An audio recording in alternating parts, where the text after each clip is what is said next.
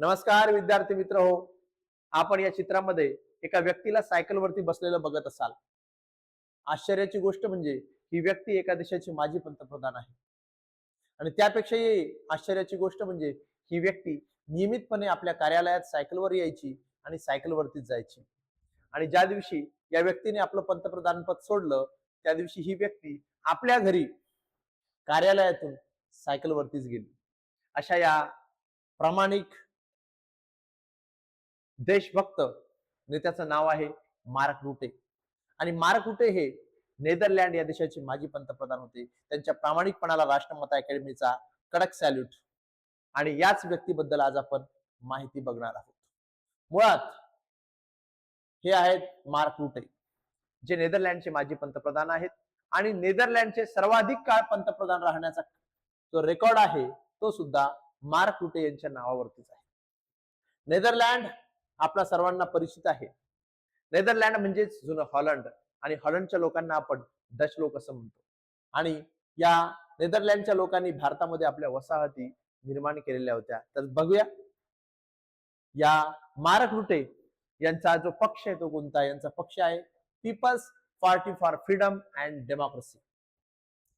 यांनी राजीनामा दिल्यानंतर सध्या ते कोणत्या पदावर कार्यरत आहे तर मार्क रुटे सध्या नाटो संघटनेच्या सरचिटणीस या पदावरती आहेत. नाटो म्हणजे काय तर नॉर्थ अटलांटिक ट्रीटी ऑर्गनायझेशन.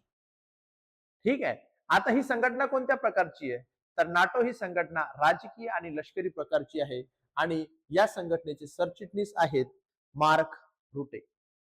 त्यानंतर सर्वात महत्वाची गोष्ट म्हणजे नेदरलँडचे आताचे सध्याचे पंतप्रधान कोण तर रॉब जेटन हे सध्याचे नेदरलँडचे पंतप्रधान आहे. आणि रॉब जेटन हे नेदरलँडचे सर्वात तरुण पंतप्रधान आहेत. ते केवळ 38 वर्षाचे आहेत. आणि या रॉब जेटन यांचा पक्ष जो आहे तो आहे D66. मुळामध्ये D66 म्हणजेच काय डेमोक्रॅट्स 66 असं जॉब रेटन म्हणजेच विद्यमान नेदरलँडच्या पंतप्रधानांच्या पक्षाचं नाव आहे. आणि महत्वाची गोष्ट म्हणजे जे रॉब जेटन जे आहेत हे समलैंगिक आहेत.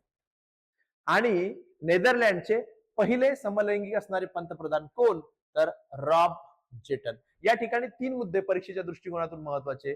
पहिला मुद्दा म्हणजे नेदरलँडचे सर्वाधिक काळ पंतप्रधान राहिलेले व्यक्ती कोण तर उत्तर येतं मार्क रुटे. दुसरा प्रश्न की नेदरलँडचे सर्वात तरुण पंतप्रधान कोण तर उत्तर येतं रॉब जेटन. आणि तिसरा प्रश्न नेदरलँडचे पहिले समलैंगिक पंतप्रधान कोण याचं पण उत्तर येतं रॉब जेटन. आता समलैंगिक विवाहाला मान्यता देणारा जगातील पहिला देश हा सुद्धा नेदरलँडच आहे.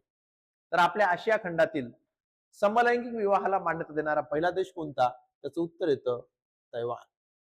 परत एकदा नेदरलँडचे माजी पंतप्रधान मार्क रुटे हे सायकलवरती आपल्या कार्यालयातून घरी जायचे आणि घरून कार्यालयामध्ये जायचे. अशा या देशभक्त नेत्याला आपला कडक सॅल्यूट. असेच देशभक्त नेते जे भारतामध्ये आहेत, भारताचे नेते आहेत, त्यांची नावं तुम्हाला कमेंट्स मध्ये टाकायची आहे. धन्यवाद. जय हिंद.